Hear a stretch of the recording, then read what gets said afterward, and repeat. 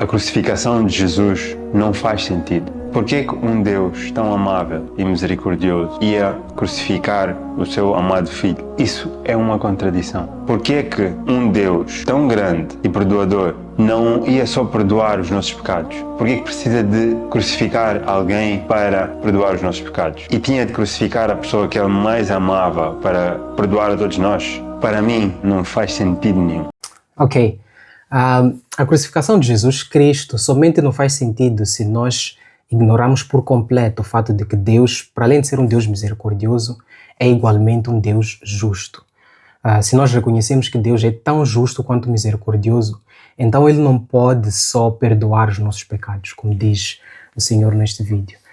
Ele não pode simplesmente varrer os pecados da humanidade para debaixo do tapete do universo ou algo assim e deixá-los lá esquecidos por toda a eternidade.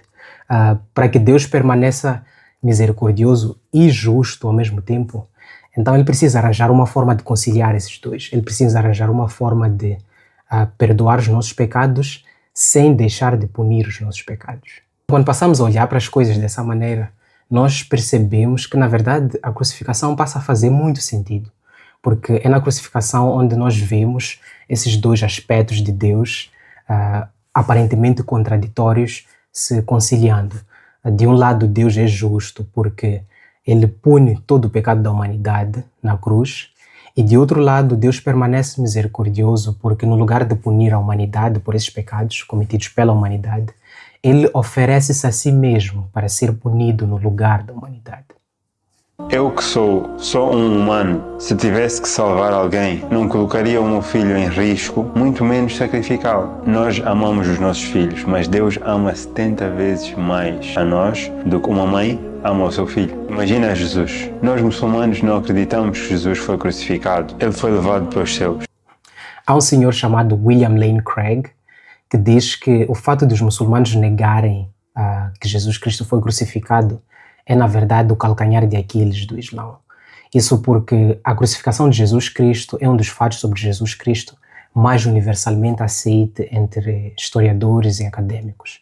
As pessoas podem até discutir se Jesus Cristo ressuscitou ou não dos mortos, mas de que ele foi crucificado, quase ninguém discute esse fato histórico, exceto os muçulmanos. Então, de um lado, tu tens o testemunho de testemunhas oculares, pessoas que viveram com Jesus Cristo, viram ele, falaram com ele, e estes dizem que este homem chamado Jesus Cristo realmente foi crucificado pelas autoridades romanas. No entanto, do outro lado, tu tens uma versão que aparece quase 600 anos depois dos fatos e diz que não, as coisas na verdade não aconteceram assim. Jesus Cristo não foi crucificado como vocês acham, uma outra pessoa foi crucificada no lugar dele e Deus de alguma forma levou ele para os céus. A minha questão sincera é: por que eu passaria a acreditar na última versão em detrimento da primeira versão? Por que eu deixaria de lado a versão que é contada por pessoas que estiveram lá, pessoas que viram os acontecimentos, e passaria a acreditar numa versão contada por alguém que nem estava presente no momento dos atos e que na verdade só veio a nascer quase 600 anos depois dos fatos? Que tem a necessidade de provar algo a alguém, que nesse caso é Deus. E Deus sacrificou o seu filho para provar algo a quem? Se não tem ninguém acima de Deus. E se Jesus, por acaso, é Deus para ti, então Deus foi crucificado, Deus morreu. Isso não faz sentido nenhum. Então quem é que vai cuidar do universo? Sobre Jesus Cristo morrer e quem ficar a cuidar do universo, primeiro, quando os cristãos dizem que Jesus Cristo é Deus, muita gente interpreta isso como Jesus Cristo e o Pai são uma única pessoa. E por isso que se levantam objeções como esta. Se Jesus Cristo era Deus e ele morreu, quem é que ficou a cuidar do universo enquanto ele estava morto?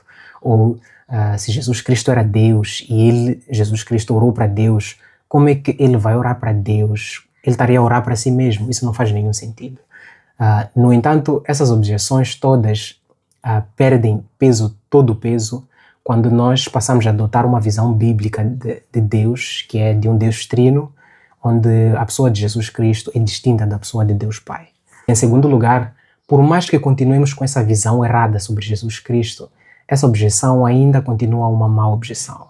Isso porque, tanto no cristianismo como no Islão, quando uma pessoa morre, essa pessoa não deixa de existir. A pessoa simplesmente passa desta forma de vida para uma forma de vida diferente. Em nenhum momento aí a pessoa deixa de existir.